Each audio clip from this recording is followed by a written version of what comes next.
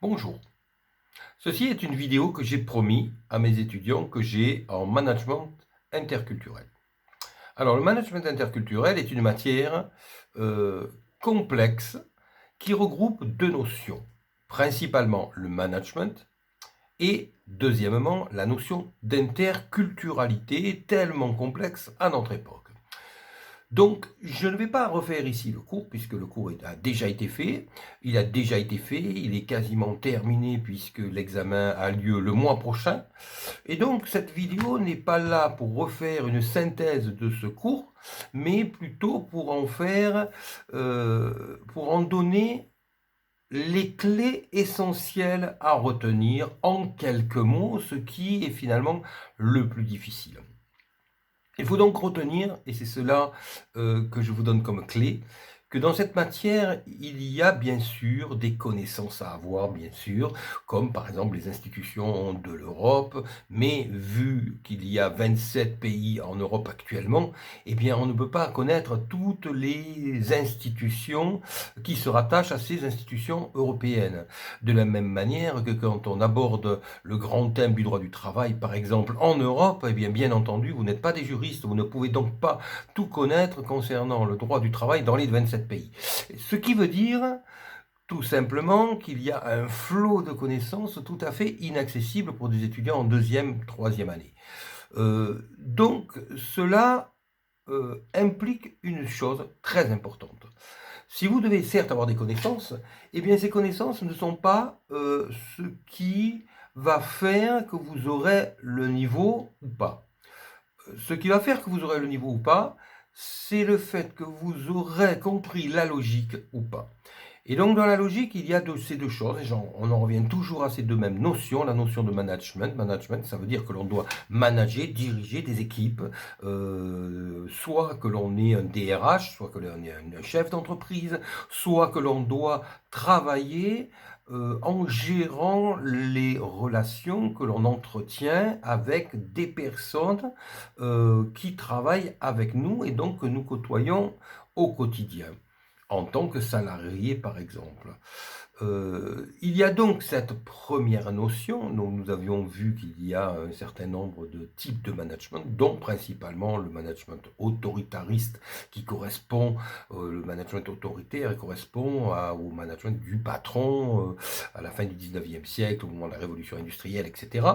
Et d'un autre côté, un management plus moderne, plus familial, qui est beaucoup plus adapté bien sûr aux petites entreprises, aux PMI et PME, où la confiance entre le patron et les salariés permettra d'impliquer le salarié, les salariés dans la logique d'entreprise, mais bien entendu, nous avons vu que cela impliquait tout un tas de difficultés à surmonter. Comme je le disais, je ne vais pas revenir sur le cours, mais voilà, nous avons globalement ces deux pôles. Alors, je rappelle que nous avons eu tout le temps de beaucoup travailler cela, puisque nous avons eu des cours de 4 heures et parfois de 2 fois 4 heures dans la journée, c'est-à-dire 8 heures de cours, ce qui nous a donné quand même des journées bien chargées. Donc, je ne doute pas que vous ayez donc toutes ces connaissances en tête. Ce que je veux vous rappeler ici, c'est que toutes ces connaissances-là, c'est très bien, mais c'est pas ça qui va vous donner la logique. Il faut que vous ayez la logique. Et dans cette logique, il y a donc d'un côté le management et d'un autre côté l'interculturalité. Et cette interculturalité implique donc, bien sûr, différentes cultures, différentes religions, etc. Ça, c'est le côté superficiel. Mais en réalité, cela implique la notion philosophique de différence et de tolérance. Et c'est là que se trouve la clé de notre cours. À travers la notion d'interculturalité, en réalité, nous avons la notion de différence.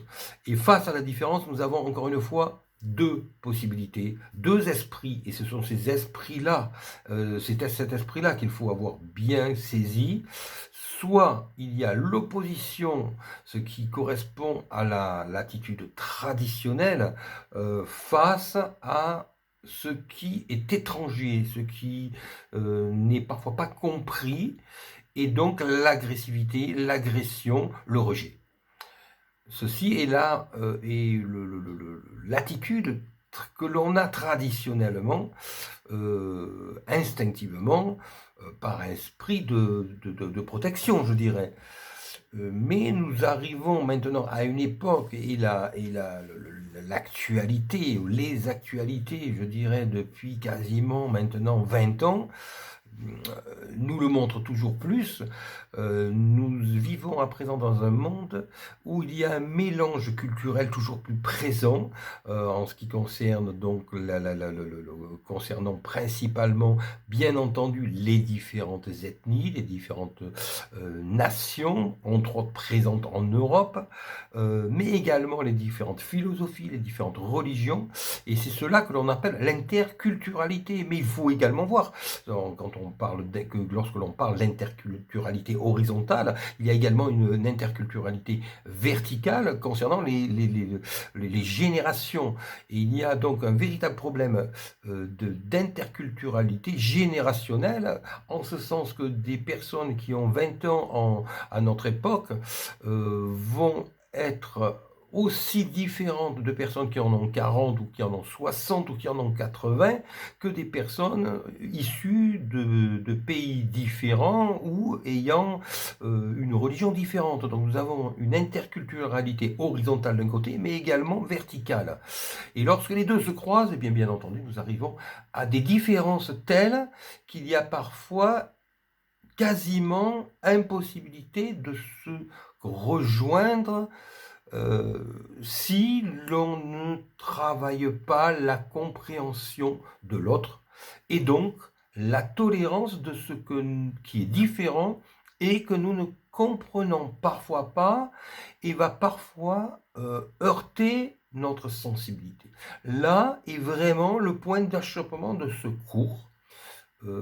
Et c'est cette logique-là qu'il faut avoir compris, qui doit être comprise pour que le cours soit compris, soit intégré. Alors bien entendu, l'examen que vous aurez n'est pas difficile en réalité, à partir du moment où l'esprit est acquis. Si l'esprit n'est pas acquis, vous pouvez avoir toutes les connaissances que vous voudrez, ça ne passera pas. Ce qui doit être acquis, c'est le fait, bien sûr, vous devez avoir vos connaissances, cela va de soi, mais la logique de tolérance qui permet à notre monde d'avancer dans un sens où les énergies se regroupent, comme nous le voyons par exemple en 2020 pour lutter contre la pandémie du Covid-19 par exemple, et bien toujours plus nous sommes dans un monde où de manière générale il est indispensable de comprendre que nous devons non pas nous combattre et nous diviser, mais nous regrouper pour lutter contre les différentes difficultés que l'humanité s'apprête à avoir à affronter. Alors là, nous avons cet exemple de pandémie qui, je dirais, quasiment est un jeu. Est un jeu dans le sens où il y a bien plus grave qui nous attend. Il y a des problèmes bien plus graves qui attendent l'humanité. Je pense principalement au réchauffement climatique, par exemple, et ce n'est qu'un exemple. Quand on parle du Covid-19, on parle d'une pandémie qui fait certes des morts, mais il n'y a pas la dangerosité, par exemple, de virus comme le virus Ebola, et il y en a bien d'autres. Donc oui, cela est sérieux, mais cela risque de devenir beaucoup plus sérieux par la suite. Et là est maintenant l'impératif de comprendre que l'humanité doit cesser d'un côté de se diviser pour des différences, mais doit mettre ces différences en commun pour lutter contre ce qui menace la survie de l'espèce. Car c'est de cela dont il s'agit si l'on pense par exemple à un virus comme le virus Covid-19. Nous avons un exemple, mais nous pourrions très bien avoir un virus beaucoup plus virulent que celui-ci, qui tue de manière beaucoup plus sûre, qui est beaucoup plus contagieux. Et dans ce cas-là, eh bien, le fait de mettre en commun nos différences pour lutter devient une question de survie. Donc voilà le but de notre cours ici de management interculturel. Ce cours a vraiment pour but de comprendre cette logique de non pas se disperser, se diviser du fait de nos différences, mais se rassembler, car comme cela l'a été dit, comme je le répète en cours, nos différences, loin de nous diviser, nous enrichissent. Et lorsque l'on a compris cela et que l'on est amené à diriger du personnel, lorsque l'on est amené à diriger une équipe, ou bien même de travailler en équipe avec d'autres personnes, eh bien notre devoir, lorsque l'on a compris cela, est de véhiculer cet esprit de tolérance qui nous amène à nous enrichir des différences que nous amènent les autres, plutôt que de les affronter et plutôt que d'essayer d'avoir toujours raison, ce qui en soi n'a aucun intérêt, puisque finalement plusieurs sensibilités peuvent très bien se rassembler, se regrouper pour s'enrichir plutôt que de s'exclure. Et pour terminer, je donnerai un exemple tout simple. Quand vous faites avec un instrument de musique une note, eh bien vous avez certes une belle note qui résonne. Quand vous faites un Do, vous avez un Do qui résonne, que ce soit avec la corde d'une guitare, que ce soit avec la touche d'un piano. Vous avez un Do magnifique qui va résonner. Quand vous faites un Mi, eh bien vous avez également une autre note magnifique, totalement différente, qui résonne avec avec une fréquence différente. Eh bien, le Do peut très bien ne pas exclure le Mi, mais peut être regroupé et donner un accord, ce que l'on appelle un accord, d'où la notion d'être d'accord, hein, et donner un Do et un Mi, voire après, voire se rajouter un Sol, ce qui va nous donner un Do, un Mi et un Sol, ce qui va nous donner un très bel accord. Et quand on voit que la notion d'accord revient dans la langue française sous la notion de s'accorder, sous la notion d'être d'accord, eh bien on comprend cette notion d'accord, de choses différentes qui, en fait, si on les regroupe de manière harmonieuse, donnent un enrichissement et non pas un appauvrissement. Voilà donc cet esprit qu'il faut comprendre pour l'examen qui vous attend, donc pour les étudiants qui vont bientôt passer cet examen de management interculturel. Et je dirais que cette vidéo, en fait, est intéressante également pour toute autre personne qui est interpellée par ce que nous pouvons observer de stupidité dans le monde du fait d'esprits étriqués qui rejettent la différence plutôt que de s'en inspirer pour enrichir ce qu'il a de riche en soi. Je vous remercie, je vous dis à bientôt.